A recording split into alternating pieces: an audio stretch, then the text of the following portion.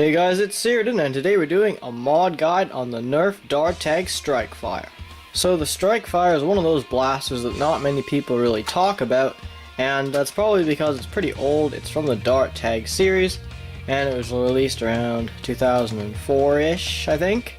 And people don't really talk about it because it doesn't really perform too great in its stock form, because it's a reverse plunger blaster. And I was comparing it to the Reflex here, which is also a reverse plunger blaster, and they're about the same if you hold them like this, like about the same length, so probably have the same or at least very similar internals, and the Reflex gets about, average end strike performance. Not modded, of course. And I was also going to compare it to the Jolt because that's kind of its other competitor, and if you pull the Jolt priming thing down, it makes it quite a bit longer, but not really anywhere near the same size as the Strikefire.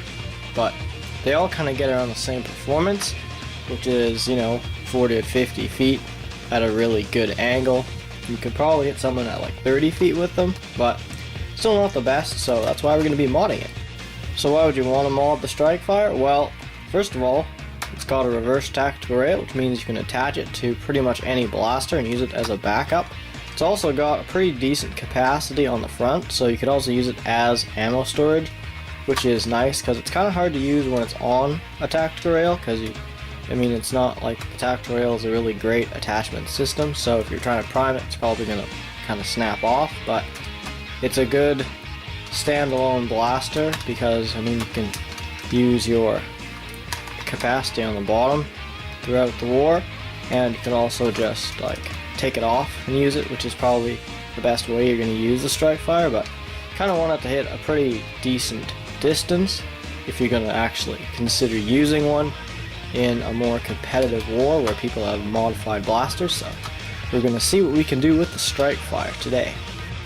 So since it's a reverse plunger blaster, you can't really do a whole lot to make it shoot super great, but you can do a few things. So we're going to be removing the air restrictors, the biggest thing you can really do.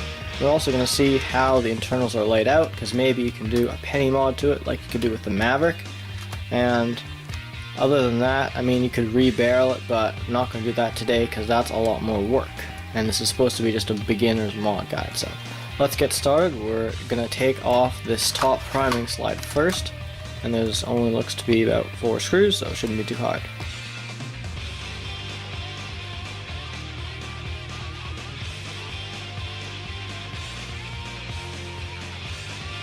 One thing I've noticed while taking this apart is that there's a big crack in the plunger tube here. I don't know if you can see, but this whole bit is cracked, and I don't really know how that happened. But I didn't have this blaster new, so there's a good chance that it was broken when I got it, but I'll have to, I guess, re-glue that and hope that it doesn't really affect performance. But I think if I put a stronger spring in this, it's going to make it harder to pull back, so it'll put more strain on this and kind of snap it off. So I'm not really sure how it'll work, but we'll do it anyways, because if this one breaks, I can always get another one because I've got quite a few Strikefires.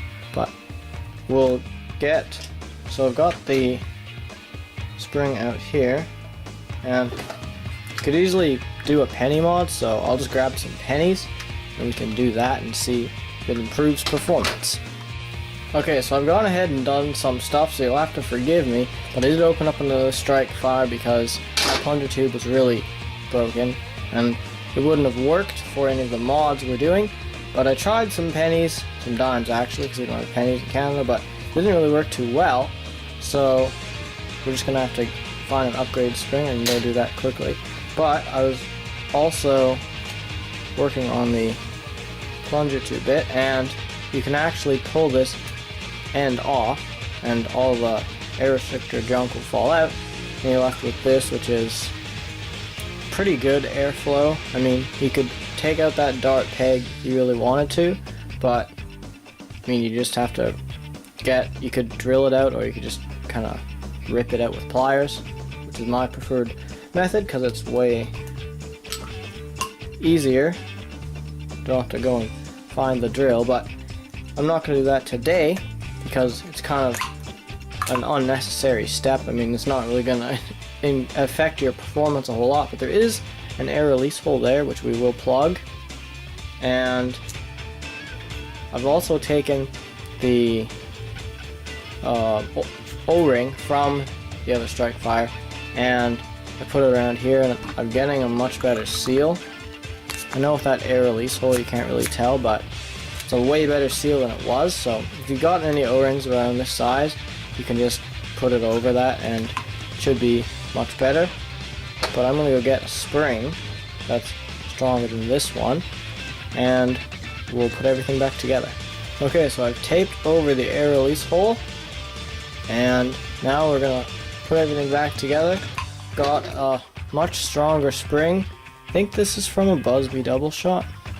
By the way, double shots are a great source of springs because you get 2 out of 1 blaster and they're actually quite strong. So if you see them for really cheap, you should get them, even if you don't really want to use them, because you can get them lots of good springs from them. But we've also got some lube, so we're going to lube up the barrel quickly. The camera's about to die, so I'm doing this as fast as I can. Okay, so I've got the blaster back together, and I want to say 2 things. Don't forget the back attachment thing here, and also don't forget to make sure you've got your slide hooked up to that spring so you can have a returning slide.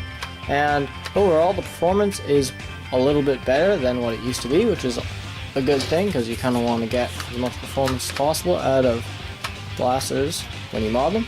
But I didn't end up using this spring because it didn't actually fit, so I had to get a slightly shorter one. Might not be quite as powerful, but it still hits quite a bit harder. I know it's really hard to tell, but maybe I'll have time to take this for a range test some other time, but I don't think it'll be in this video because the weather isn't really that nice. It's quite rainy.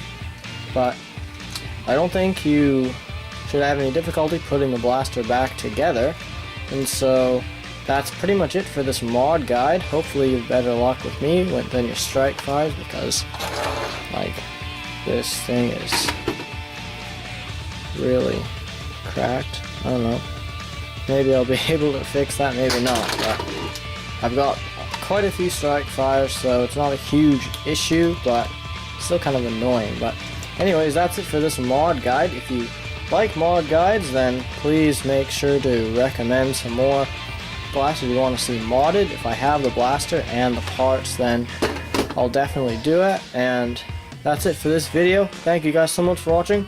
Please like and subscribe.